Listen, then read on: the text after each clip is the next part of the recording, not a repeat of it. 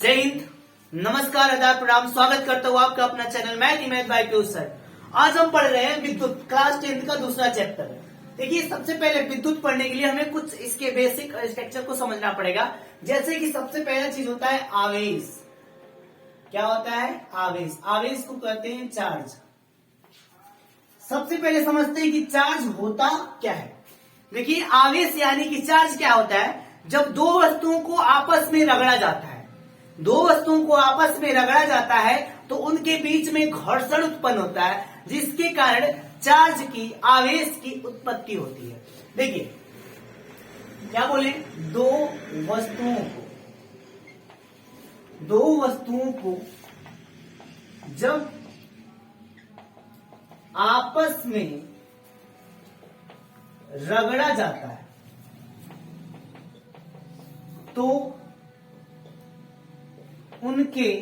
रगड़ा जाता है तो उनके बीच में घर्षण के कारण आवेश की उत्पत्ति होती है। आई रिपीट, जब दो वस्तुओं को आपस में रगड़ा जाता है तो उनके बीच में घर्षण के कारण आवेश की उत्पत्ति होती है। बात समझ में आ गई होगी। आवेश किसे कहते हैं? जब दो वस्तुओं को आपस में रगड़ा जाता है तो उनके बीच में घर्षण के कारण, किसके कारण? घर्षण के कारण आवेश की उत्पत्ति होती है। आवेश की उत्पत्ति तीन तरीकों से की जा सकती है। एक घर्षण, एक प्रेरण और एक क्या होता है? चालन। एक घर्षण के कारण, एक प्रेरण के कारण, ये चालन के कारण। देखिए, घर्षण, प्रेरण, चालन आपको इंटर में पढ़ना, लेकिन समझ लेते हैं कि होता क्या है। देखिए, घर्षण का मतलब क्या होता है? अगर हम प्राचीन सभ्यताओं में बात करें तो आदिमानव ने क्या किया कि दो पत्थर लिया, दो पत्थर को आपस में क्या किया? रगड़ा, टकराया, तो उनके बीच में घर्षण के कारण क्या निकला? आवेश निकला। आवेश निकलने के क्या कारण? आग लग गई। मतलब दो वस्तु को जब आपस में परस्पर रगड़ेंगे या टकराएंगे तो उनके बीच में आवेश की उत्पत्ति होगी। तो आदिमानव ने दो पत्थरों को जब आपस में टकराया या फिर रगड़ा तो उनके बीच में क्या निकला? आवेश, जिसके कारण क्या लगी थी? आग लग गई थी। ये तो हुआ आपका घर्षण। अब प्रेरण क्या होता है दोस्त? तो प्रेरण का मतलब होता है मेरे दोस्त कि किसी के प्रति, मतलब उसको देखकर उसके भांति व्यवहार करने लगना। उसको देखकर उसके भांति क्या करने लगना? व्यवहार करने लगना। जैसे एग्जाम्पल की अगर मैं बात करूं तो आपने देखा होगा, एक चुंबक ले लीजिए, चुंबक ले लीजिए। अब चुंबक पे क्या सटाइए? लोहा। चुंबक को क्या करिए? लोहे पे सटा दीजिए। अब लोहा चुंबक पे सट गया, कुछ देर बाद देखेंगे तो लोहा भी कुछ वस्तुओं को अपने ओर आकर्षण करने लगेगा। क्या करेगा? आकर्षण करने लगेगा, उसके जैसा व्यवहार करने लगेगा। किसके जैसा? सॉरी, चालन की बात कर रहा हूं। किसकी बात? चालन की बात। किसी के संगति में रह के उसके जैसा व्यवहार करने लग जाना, इसको क्या कहते हैं? चालन कहते हैं। क्या कहते हैं दोस्त? चालन। जैसे आप कभी कभी देखोगे कि एक मान लीजिए कि विधायक जी हैं, विधायक जी के साथ एक लड़का रह रहा है, एक आदमी रह रहा है। आप देखेंगे कि विधायक जी के साथ रहते रहते वो अभी विधायक जैसा क्या करने लगता है? व्यवहार करने लगता है। अपने आप को क्या समझ लेता है कि मैं ही विधायक जी हूं। मतलब किसी के संगति में रह के उसके जैसा व्यवहार करने लगना क्या कहलाता है? चालन कहलाता है दोस्त। तो चुंबक के संगति में कौन आ जाता है? लोहा आ जाता है। फिर लोहा भी किसको? लोहा को आकर्षित करने लगता है, क्योंकि चुंबक के संगति में रह के लोहे के अंदर चुंबक भी आ गया है। बाद में अगर चुंबक को लोहा के साथ सटाएंगे ना, वो नहीं चिपकेगा, क्योंकि चुंबक हट गया है। लोहा लोहा को नहीं सटाएगा, क्योंकि वो चुंबक के साथ में रह के वैसा व्यवहार कर ले रहा है। ये आपको समझ में आ गया। प्रेरण का मतलब किसी से प्रेरणा ले लेना, किसी से प्रेरणा ले लेना। जैसे कि अगर आपने देखा होगा कि कोई वस्तु जल रही है, उसके सापेक्ष कोई वस्तु क्या होती है? उसी के दिशा में आके जलने लगती है। जैसे अगर मैं बात करूं दोस्त, एक छड़ ले लीजिए, छड़ को यहां से गर्म कीजिए, यहां से क्या करिए? गर्म करिए। कुछ देर बाद आप देखेंगे कि छड़ का यह वाला हिस्सा क्या होगा दोस्त? गर्म हो जाएगा, जलने लगेगा। किसके कारण दोस्त? प्रेरण के कारण। किसके कारण? प्रेरण के कारण और चालन के कारण। ये बात समझ में आ गई। तो आवेश किसे कहते हैं दोस्त? जब दो वस्तुओं को आपस में रगड़ा जाता है या फिर रगड़ा जाता है और उनके बीच में घर्षण के कारण आवेश की उत्पत्ति होती है। ये तो रही आवेश की बात। आई रिपीट, जब दो वस्तुओं को आपस में रगड़ा जाता है या फिर रगड़ा जाता है तो उनके बीच में घर्षण के कारण आवेश की उत्पत्ति होती है, जिसे हम क्या कहते हैं, आवेश कहते हैं। और आवेश तीन रास्तों से निकल के आता है, एक घर्षण से, एक प्रेरण से और एक चालन से। आगे समझते हैं कि आवेश का एसआई मात्रक क्या होता है। देखिए, आवेश का एसआई मात्रक कूलाम होता है। आवेश का एसआई मात्रक क्या होता है, कूलाम होता है। आवेश को किसने खोजा था, कूलाम साहब ने खोजे थे, इसीलिए कूलाम के नाम पे आवेश का एसआई मात्रक कूलाम हो जाता है। देखिए, आवेश को स्मॉल क्यू से या कैपिटल क्यू से दिखाया जाता है।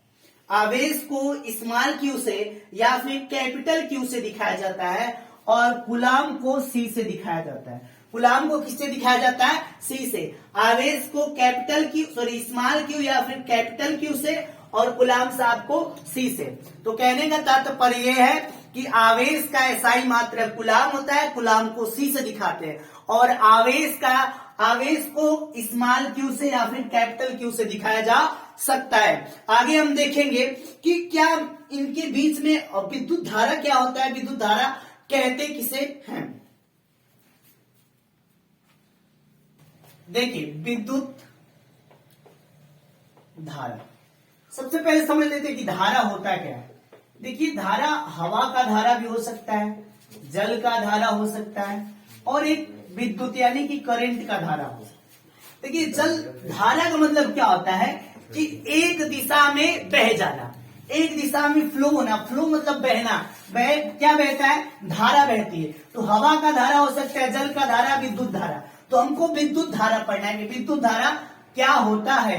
तो अगर विद्युत धारा की बात करें तो दोस्त क्या कहिएगा, आवेश के प्रवाह की दर को विद्युत धारा कहते हैं। देखिए ध्यान से, आवेश के प्रवाह की दर को विद्युत धारा कहते हैं। ध्यान सुनिएगा, आवेश के प्रवाह का मतलब बहना या फ्लो होना। आवेश के प्रवाह की दर को विद्युत धारा कहते हैं। कहने का तात्पर्य यह है कि मान लीजिए एक चालक है, यहां से किसी को मैं लेके जा रहा हूं यहां तक। मान लीजिए इसमें आई धारा बह रहा है। अब यहां से यहां बहने में कितने आवेश बह रहे हैं, कितने समय में बह रहे हैं, इस बिंदु से इस बिंदु तक कितने आवेश बहे हैं, कितने समय में बहे हैं, इसी को हम क्या कहते हैं, विद्युत धारा कहते हैं। आवेश के प्रवाह की दर को विद्युत धारा कहते हैं। मान लीजिए कि यह बोर्ड है, एक व्यक्ति गया यहां से और इसमें अपनी उंगली लगा दी। अब यहां से जो इलेक्ट्रॉन निकल के गए हैं, किसमें, इस व्यक्ति के अंदर कितने गए हैं, कितना समय तक यह व्यक्ति इसमें उंगली डाला था और कितने इलेक्ट्रॉन इसके शरीर में गए हैं, इसी को क्या कहेंगे, विद्युत धारा। एक स्थान से दूसरे स्थान तक आवेश जाते हैं, कितने समय में जा रहे हैं, उसी को कहते हैं विद्युत धारा। आवेश के प्रवाह की दर को विद्युत धारा कहते हैं। अगर हम आवेश की प्रवाह की दर को क्या कहते हैं, विद्युत धारा। जैसे कि विद्युत धारा बराबर होता है,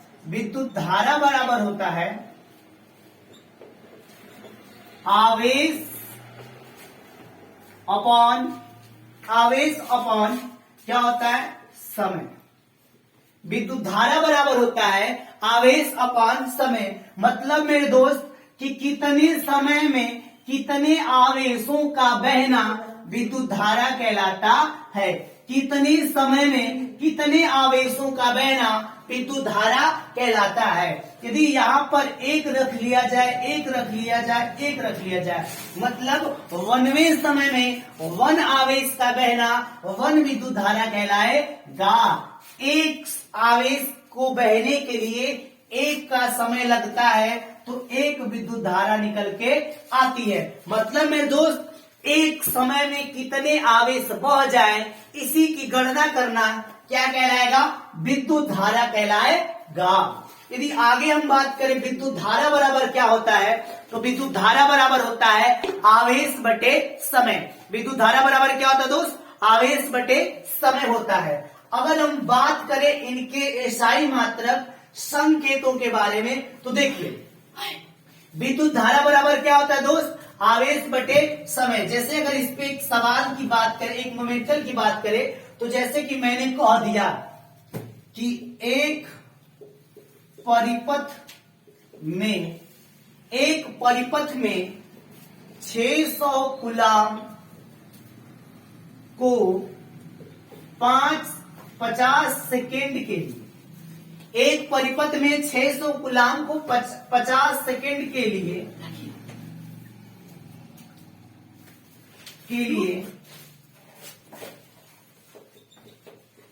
प्रवाहित किया जाता है तो धारा की गणना कीजिए। देखिए दोस्तों, एक परिपथ में 600 कूलाम को 50 सेकेंड के लिए प्रवाहित किया जाता है तो यहाँ पे धारा की गणना कीजिए। तो देखिए दोस्त, विद्युत धारा निकालने के लिए आवेश में भाग देना होता है समय का। तो यहाँ पे 600 कूलाम क्या है मेरे दोस्त, तो 600 कूलाम है आपके आवेश है, और 50 सेकंड क्या है दोस्त, आपके समय है। क्या निकालना है दोस्त, धारा निकालना है। क्या निकालना है, धारा। 0 से 0 कैंसल, 5 का पारा 60 में 15 बढ़ जाएगा, 15 चौके 60, तो धारा निकल के आ जाएगा 60। और धारा हमेशा एम्पियर में होता है, तो कितना एम्पियर धारा बहेगा, 60 एम्पियर धारा बहेगा। कैसे मेरे दोस्त, तो थोड़ा सा देखते हैं कि इसमें धारा कैसे 60 आया। जैसे कि मेरे दोस्त मैंने क्या किया, 600 में 50 का भाग दिया। अब इसके एसआई मात्रक के बारे में हम थोड़ा सा समझते हैं। जैसे कि मैंने क्या कहा, आवेश की प्रवाह की दर को विद्युत धारा कहते हैं, और विद्युत धारा बराबर होता है आवेश अपॉन समय। क्या होता है, आवेश अपॉन समय। देखिए मैंने क्या बताया था, विद्युत धारा बराबर, तो विद्युत धारा नहीं केवल धारा लिख लीजिएगा, आप तो समझ गए होंगे विद्युत धारा। धारा बराबर क्या होता है दोस्त, तो आप बोलोगे आवेश बटे समय। आवेश बटे समय। धारा बराबर क्या होता है दोस्त, आवेश बटे समय हो सकता है। देखिए सवाल लगाते समय आप 3 चीज का ध्यान दीजिएगा। पहला लिखिएगा आवेश, कोई भी सवाल में हल करने से पहले लिखिएगा आवेश, धारा, समय। ऐसे लिखने से आपको पता चल जाएगा क्या दिया है, क्या लेके आना है। तो अगर मान लीजिए आवेश दिया है, समय दिया है, आपसे क्या पूछ सकता है, धारा, तो धारा बराबर सिंटेक्स होता है, धारा निकालने के लिए सिंटेक्स होता है धारा बराबर आवेश अपॉन समय। परंतु आपसे पूछ दे मेरे दोस्त कि धारा भी दे दिया है, आवेश निकालिए। आवेश कैसे निकालेंगे, तो समय को इधर भेज दीजिएगा, धारा तो इधर रहेगा, समय डिवाइड में इधर आएगा तो मल्टीप्लाई में होगा, तो समय इधर हो जाएगा। अर्थात धारा गुणे समय बराबर आवेश। धारा गुणे समय बराबर आवेश। इसको आप लिख सकते हो आवेश बराबर धारा गुणे समय। आवेश बराबर धारा गुणे समय। जब भी आपसे धारा पूछेगा तो आवेश में समय से भाग दीजिएगा, अगर आवेश पूछेगा तो धारा में समय का गुणा कर दीजिएगा मेरे दोस्त। यदि आपसे आवेश भी दे दे, धारा भी दे दे और कहे कि समय निकालिए, क्या निकालिए दोस्त, समय निकालिए, तो समय निकालने के लिए धारा को इधर लेके जाना पड़ेगा। अर्थात मेरे दोस्त समय बराबर होगा आवेश बटे, ये धारा इधर चला जाएगा तो हो जाएगा समय बराबर आवेश बटे धारा। समय बराबर क्या हो जाएगा मेरे दोस्त, आवेश बटे धारा। अब 3 फार्मूला याद रखिए। अगर आपसे धारा पूछे तो आवेश और समय देगा, अगर आवेश पूछे तो धारा और समय देगा, समय पूछे तो आवेश और धारा देगा। इसलिए धारा बराबर आवेश बटे समय और आवेश बराबर धारा बटे समय, समय बराबर आवेश बटे धारा। अब इनके SI मात्रक और संकेतों के बराबर देखते हैं। देखिए अब मैं संकेत और उनके SI मात्रक के बारे में बताऊंगा। देखिए दोस्त, आवेश मात्रक मैंने क्या बताया था, आवेश का SI मात्रक मेरे दोस्त कूलाम होगा और धारा का SI मात्रक एम्पियर। आवेश का SI मात्रक कूलाम होगा, धारा का SI मात्रक एम्पियर होगा। आवेश का SI मात्रक कूलाम होगा, धारा का SI मात्रक एम्पियर होगा। अब अगर हम कहेंगे समय का SI मात्रक, समय का SI मात्रक क्या होगा मेरे दोस्त, तो सेकेंड होगा। क्या होगा, सेकेंड होगा। देखिए आवेश का SI मात्रक कूलाम, धारा का SI मात्रक एम्पियर, समय का SI मात्रक सेकेंड होगा। अगर हम आगे बात करें कि इनके संकेतांक के बारे में क्या होता है मेरे दोस्त, तो आवेश को Q से दिखाते हैं और कूलाम को C से दिखाते हैं, धारा को I से दिखाते हैं और एम्पियर को A से दिखाते हैं, समय को T से दिखाते हैं, सेकेंड को SE से दिखाते हैं। बात मेरी समझ में आई। आवेश को Q से, धारा को I से, समय को T से, कूलाम को C से, एम्पियर को A से, सेकेंड को SE से। अब इनको विस्तार से समझते हैं इनके फार्मूले के बारे में, जैसा कि आप देख सकते हैं। देखिए अगर मैं बात करूं सूत्र के, तो सबसे पहले मैंने क्या कहा, धारा बराबर क्या कहा मेरे दोस्त, धारा बराबर क्या होता है, आवेश बटे, हमने क्या कहा, धारा बराबर आवेश बटे समय। ये तो बात आपको कंफर्म हो गई होगी कि धारा बराबर आवेश बटे समय। धारा को I से, आवेश को Q से, धारा को I से, आवेश को Q से, समय को T से। तो धारा बराबर आवेश बटे समय, I बराबर Q अपॉन T।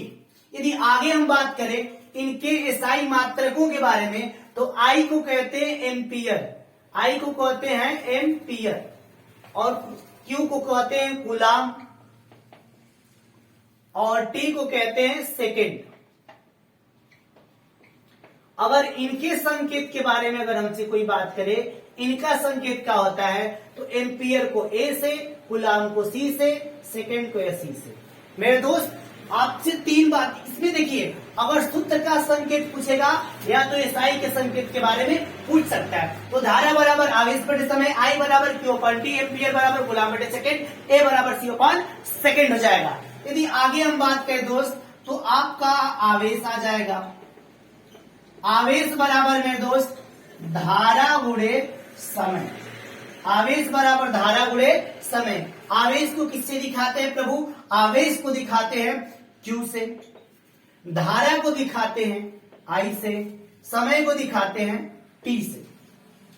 अब Q का होता है कूलाम, Q का होता है कूलाम, I का क्या कहते हैं दोस्त, तो I को कहते हैं एम्पियर और यहां पे T को कहते हैं सेकेंड।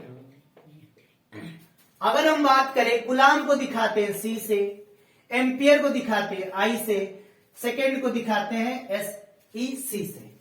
ये बात समझ में आ गई, ये पहला और ये आपका दूसरा। तीसरा मेरे दोस्त, अगर हम तीसरे की बात करें तो तीसरा आपका निकल जाता है समय। तो समय बराबर क्या होता है दोस्त, तो समय बराबर होता है आवेश बटे धारा, आवेश बटे धारा। समय को दिखाते हैं T से, समय को दिखाते हैं T से, आवेश को दिखाते हैं Q से, धारा को दिखाते हैं I से। अब T का होता है सेकेंड, यहां पे लिखेंगे सेकेंड। अब Q का होता है आवेश यानी कि कूलाम और I का होता है धारा यानी कि एम्पियर। ये तो बात समझ में आ गई दोस्त। अगर हम सेकेंड का बात करें तो यस ई सी, कुलाम का होगा सी, धारा का होगा मेरे दोस्त एम्पियर यानी कि ए। तो यहां देखिए धारा बराबर आवेश बटे समय, आई बराबर क्यू अपॉन टी, एम्पियर बराबर कुलाम अपॉन सेकेंड, ए बराबर सी अपॉन एस ई सी। यहाँ देखिए आवेश बराबर धारा गुणे समय, क्यू बराबर आई इंटू टी, कुलाम बराबर एम्पियर इंटू सेकेंड, और यहाँ सी बराबर आई इंटू सेकेंड यानी कि एस ई सी। समय बराबर आवेश बटे धारा, टी बराबर क्यू अपॉन आई, सेकेंड बराबर कुलाम बटे एम्पियर, एस ई सी बराबर सी अपॉन ए। आपको समझ में आ गया होगा किस प्रकार से फार्मूलों को संकेत एसआई मात्रकों में दर्शाया जाता है। आगे देखते हैं। देखिए एक प्रश्न देखते हैं, किसी विद्युत परिपथ में 5 सेकंड के लिए कोई आवेश 300 कूलम प्रवाहित किया जाता है तो धारा की गणना कीजिए। मैंने क्या कहा, सबसे पहले सवाल लगाने के पहले आप हल लिखिएगा, हल लिखने के बाद आप 3 चीज लिखिएगा। क्या लिखिएगा मेरे दोस्त, सबसे पहले लिखिएगा आवेश, सबसे पहले हल के बाद दिया है कि पहले क्या लिखिएगा, आवेश, धारा, समय। इससे आपको पता लग जाएगा दोस्त कि क्या दिया है और क्या निकालना है। 5 सेकंड मतलब कि दोस्त समय दे दिया है 5 सेकंड। 5 सेकंड के लिए 300 कूलम को बहवाया जा रहा है, प्रवाहित किया जा रहा है। तो धारा की गणना कीजिए। आप कहोगे सर धारा बराबर हम जानते हैं, धारा बराबर अभी तो आप बताए हैं कि आवेश बटे कूलम, सॉरी आवेश बटे समय।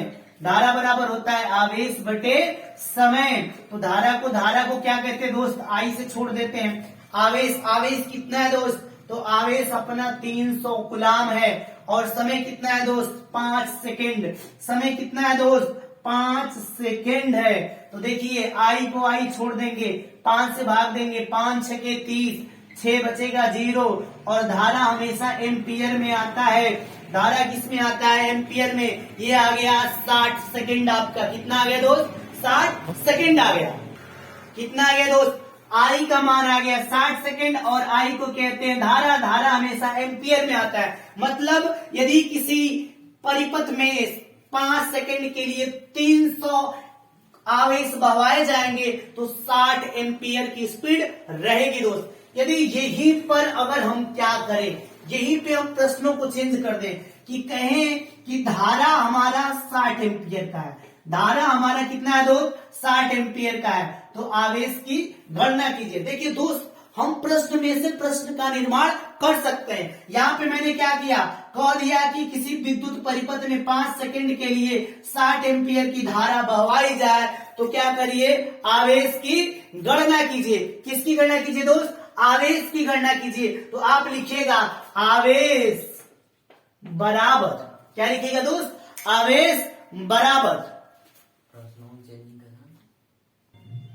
आवेश बराबर क्या होता है दोस्त, तो आप कहोगे सर जी धारा गुणे समय।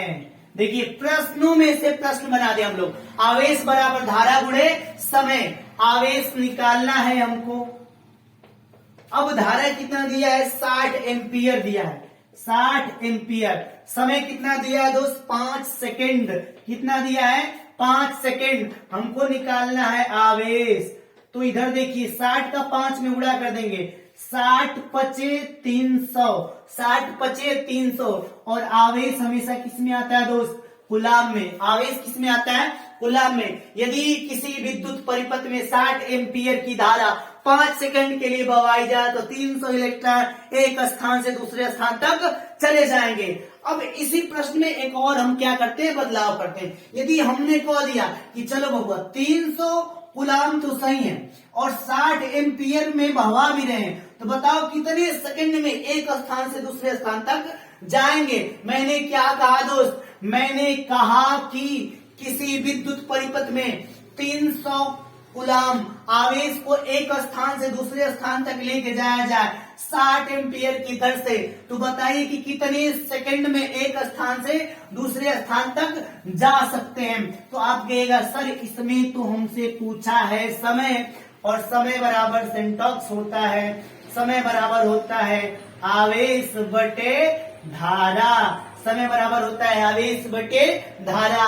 समय हमें निकालना है, समय हमें क्या निकालना है दोस्त, निकालना है आवेश कितना है दोस्त, तो आवेश है 300 कूलम, धारा कितना है 60, 60 से भाग देंगे तो 60 पचे 300, तो समय बराबर आ जाएगा 5, और समय हमेशा किस में आता है, सेकंड में, तो समय निकल के आ गया 5।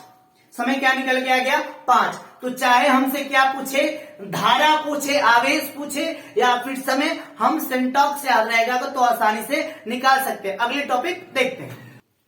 अब दोस्त आते हैं परिपथ के बारे में। परिपथ क्या होता है, देखिए दोस्त, परिपथ को कहते हैं सर्किट, और परिपथ दो प्रकार का होता है। एक होता है खुला परिपथ, यानी कि ओपन सर्किट, और एक होता है क्लोज सर्किट, यानी कि बंद परिपथ। बंद परिपथ।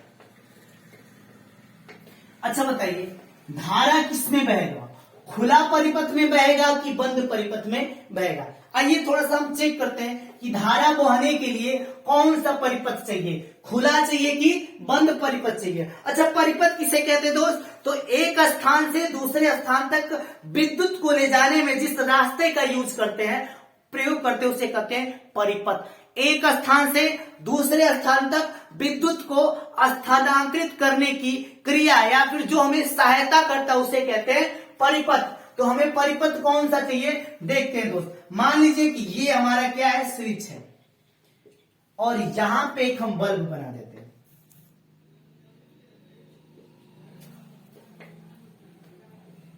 मान लीजिए ये बल्ब है, अगर हम यहां से एक तार ऐसे ले जाए, एक ऐसे ले जाए, और यहां से एक ऐसे, यहां से एक ऐसे, देखिए दोस्त, एक ये फिगर देख लीजिए आप। उसी के नीचे अगर मैं दूसरा फिगर बनाऊं, यहां से एक तार ऐसे ले जाऊं, यहां से एक ऐसे ले जाऊं, और ये आपका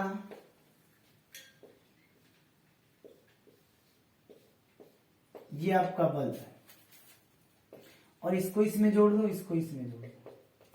देखिए, नीचे वाले को कहते हैं बंद परिपथ, ऊपर वाले को कहते हैं खुला। तो बताइए, बल्ब किसमें जलेगा, इसमें जलेगा, इसमें जलेगा? देखते हैं कि किसमें जलेगा। देखिए दोस्तों, यहां से धारा जाएगी, यहां से, यहां से। अब इधर तो खुला है, इसमें से इसमें जाइए नहीं करेगा, तो अगर इसमें से इसमें नहीं जाएगा तो बल्ब नहीं जलेगा। अब इसमें देखते हैं, ये बंद परिपथ है, क्या है दोस्त, बंद परिपथ है। अब ये बल्ब आसानी से जल जाएगा। इसमें तार टूटा है, तो अब तार टूटा है तो जाहिर सी बात है बल्ब नहीं जलेगा। अब तार जुड़ा है तो बल्ब जल जाएगा। मतलब विद्युत प्रवाहित करने के लिए कौन सा परिपथ चाहिए मेरे दोस्त, तो आप कहोगे बंद परिपथ। खुले परिपथ में विद्युत प्रवाहित नहीं होगा, और बंद रहेगा तो विद्युत प्रवाहित होगा। तो मतलब परिपथ किसे कहते हैं, तो विद्युत को एक स्थान से दूसरे स्थान तक लेके जाने में जिसका हम प्रयोग करते हैं उसे कहते हैं परिपथ। परिपथ दो प्रकार के होते हैं, एक होता है खुला परिपथ, एक होता है बंद परिपथ। और हम किसका प्रयोग करेंगे, बंद परिपथ का प्रयोग करेंगे। किसका करेंगे दोस्त, बंद परिपथ का प्रयोग करेंगे। अच्छा दोस्त, चालक क्या होता है दोस्त, तो चालक विद्युत को एक स्थान से दूसरे स्थान तक, मतलब मेरे दोस्त अगर कोई विद्युत को अगर यहां से यहां तक लेके जाया जाए तो इसे परिपथ तो कहते हैं, लेकिन परिपथ किसका बना होता है, चालक का। परिपथ किसका बना होता है दोस्त, चालक का। तो चालक किसे कहते हैं दोस्त, तो चालक को कहते हैं जिसके माध्यम से, जिसकी सहायता से विद्युत को एक स्थान से दूसरे स्थान तक लेके जाते हैं, उसे कहते हैं चालक। क्या कहते हैं दोस्त, चालक। अब चालक दो प्रकार के होते हैं, एक होता है सुचालक और एक होता है कुचालक। अब सुचालक किसे कहते हैं दोस्त, जिसमें विद्युत आसानी से जा सके उसे कहते हैं सुचालक। जैसे तार, लोहा, जल इत्यादि, इन सब में क्या होगा, विद्युत आसानी से बह जाएगा, उसे हम कहते हैं चालक। चालक मतलब चालक में कौन सा चालक, सुचालक। जिसमें विद्युत प्रवाहित हो उसे कहते हैं सुचालक, और जिसमें विद्युत प्रवाहित न हो उसे कहते हैं कुचालक। जैसे प्लास्टिक, लकड़ी, पत्थर इत्यादि में ये क्या आपका नहीं जाता है विद्युत, तो कुचालक कहते हैं। कुचालक में विद्युत नहीं जाता है, सुचालक में विद्युत आसानी से जाता है। चालक किसे कहते हैं, विद्युत को बहने का जो माध्यम होता है, रास्ता होता है, उसे हम क्या कहते हैं दोस्त, चालक कहते हैं। तो परिपथ भी आपको समझ में आ गया होगा और चालक भी आपको समझ में आ गया होगा। अब हम परिपथ का निर्माण करते हैं दोस्त। किसका निर्माण करते हैं? परिपथ का निर्माण करते हैं। अगर हम मान लें मेरे दोस्त कि ये हमने क्या लगा दिया, बैटरी लगा दी। क्या लगा दिया दोस्त? बैटरी। यहाँ पे प्लस चार्ज होता है, यहाँ पे माइनस चार्ज होता है। अच्छा दोस्त, आवेश कितने प्रकार के हो सकते हैं दोस्त? तो आवेश दो प्रकार के होते हैं, एक धन आवेश होता है, एक ऋण आवेश होता है। धन मतलब प्लस और ऋण मतलब माइनस। आवेश कितने प्रकार के होते हैं दोस्त? आवेश दो प्रकार के होते हैं, ऋण और धन। ऋण और धन। धन को कहते हैं धनात्मक आवेश और इसको कहते हैं ऋण आवेश। अब देखिए दोस्त, मैंने एक बैटरी लगा दिया। अब बैटरी से एक तार मैंने इधर ले लिया और एक तार इधर ले लिया। इधर लेके गया दोस्त, इधर एक बल्ब लगाना पड़ेगा। क्या लगाना पड़ेगा दोस्त? तो बल्ब लगाना पड़ेगा ही। तो इधर मैंने क्या लगा दिया दोस्त? बल्ब लगा दिया। अब बल्ब को थोड़ा सा सुंदर बना देते हैं। मान लीजिए ये बल्ब है, ये बल्ब हो गया। अब इधर आए, मैंने एक क्या लगा दिया दोस्त? स्विच लगा दिया। स्विच मतलब कुंजी, इधर लगा दिया। इधर लेके आके क्या लगा दिया दोस्त? टेपलाइजर, जिसको क्या कहते हैं? विद्युत को क्या करने वाला? मापने वाला, बताने वाला कि कितना विद्युत बह रहा है। इधर से धारा आई जा रही है, ऐसे जा रही है। अब इतना बड़ा फिगर तो हमको बनाना पड़ेगा नहीं। बल्ब बनाना आता है कि नहीं आता है? ये स्विच बनाना आता है कि नहीं आता है? ये टेपलाइजर बनाना आता है कि नहीं आता है? ये सेल कहाँ कहाँ तक बनाएंगे?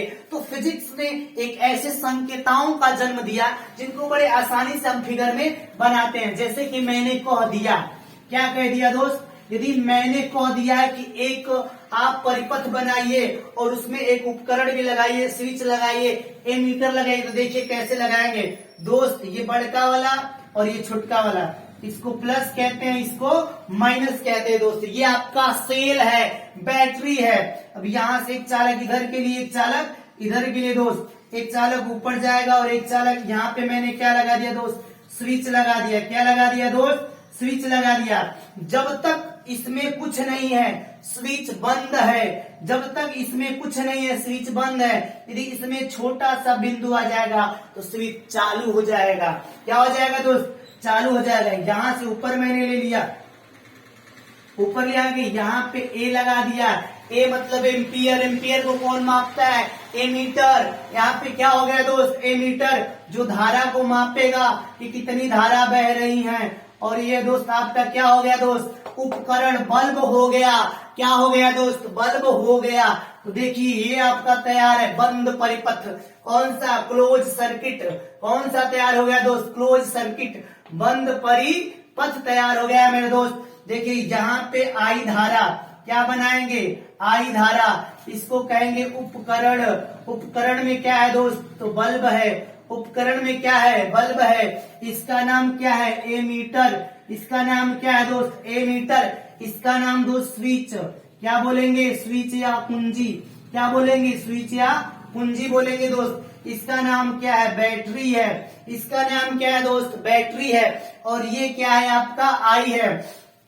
देखिए प्लस वाला जाता है, ऐसे जाता जाता जाता, ऐसे देखो प्लस वाला यहां से निकलता है, इसे जाके, अब इसमें घोरिया इसे जाके फिर यहां से ऐसे आता है, मीटर से मिलता है और यहाँ से कुंजी से होके किधर आता है? इधर आता है। और माइनस को पकड़ के इसी क्या करता है? लेके जाता है। यदि माइनस को दुल्हन माने और प्लस को दुल्हा माने तो प्लस जाता है दुल्हन के घर और दुल्हन को इसी पकड़ के लेके आता है, तो विवाह संपन्न हो जाता है प्रभु। जैसे कि अगर प्लस किसी परिपथ से निकल के जाता है और माइनस को वही स्थान से ले आके दे देता है तो क्या होता है? बल्ब जल जाता है। तो हमेशा एक बात याद रखना, कौन जाता है? प्लस जाता है। किसको लेके आता है? माइनस को। तो ये रहा आपका बंद परिपथ। क्या रहा दोस्त? बंद परिपथ। जय हिंद। आगे हम कल पढ़ेंगे विभव और विभवांतर। तब तक के लिए हमारा देखते रहिए channel math bye Piyush sir.